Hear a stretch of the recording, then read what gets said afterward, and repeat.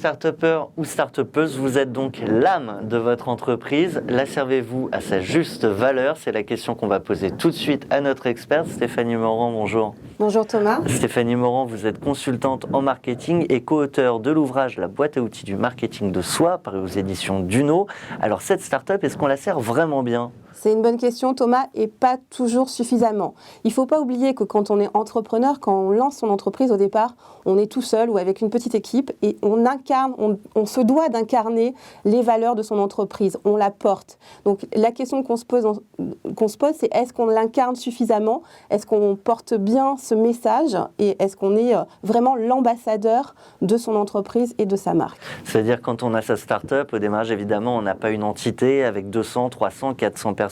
Il n'y a qu'une personne, c'est nous. C'est-à-dire que s'il y a un décalage entre ce que je dis de mon entreprise et ce que je dis de moi, notamment en ligne, mais en dehors aussi dans les réseaux, ça peut être problématique. Complètement. Est-ce que je suis cohérent, consistant? Est-ce que dans mon message, mes clients peuvent se reconnaître à chacune de mes interventions, sur chacune de mes actions? Est-ce que j'ai bien cette consistance et ce positionnement qui permet aux autres de comprendre clairement qui je suis?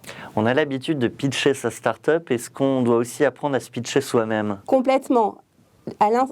De la même façon que je vais créer un message et une argumentation pour mon entreprise, je dois faire le même travail pour moi, et ça on ne le fait pas toujours.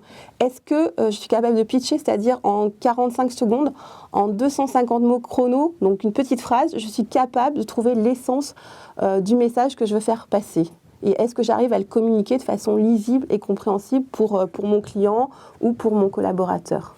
Alors ça c'est pour le pitch, mais sur les réseaux sociaux aussi, il y a un travail d'entreprise et il y a un travail personnel. Complètement. De la même façon qu'on fait son travail de présence, et en général on le fait très bien sur les réseaux sociaux, on est de plus en plus habitué, on sait le faire, on est accompagné pour ça.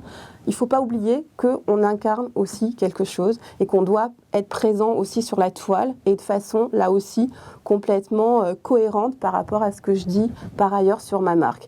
Donc, est-ce que je suis présent de la bonne manière, avec les bons messages, sur la bonne cible? Est-ce qu'aussi je commence à être identifiée et du coup pouvoir travailler sur ce qu'on appelle la recommandation sociale, c'est-à-dire utiliser mes pairs pour qu'eux-mêmes portent un message et des témoignages sur ce que je suis. Un petit peu comme dans l'entreprise où on dit souvent que les consommateurs sont devenus consommateurs et se sont emparés des marques, c'est un petit peu la même chose. On va plus croire dans les autres, dans vos clients, qu'en vous-même. Donc tous les témoignages qu'on va pouvoir récolter des autres vont donner du sens et de la force à mon entreprise et à ma personne. Donc plutôt que de dire que c'est moi le meilleur, autant le montrer. Complètement. Un grand merci à vous Stéphanie Morand. J'engage tous les auditeurs, téléspectateurs de We Do Biz à lire votre ouvrage La boîte à outils du marketing de soi, paru aux éditions Duno. À très bientôt pour une nouvelle chronique. Merci.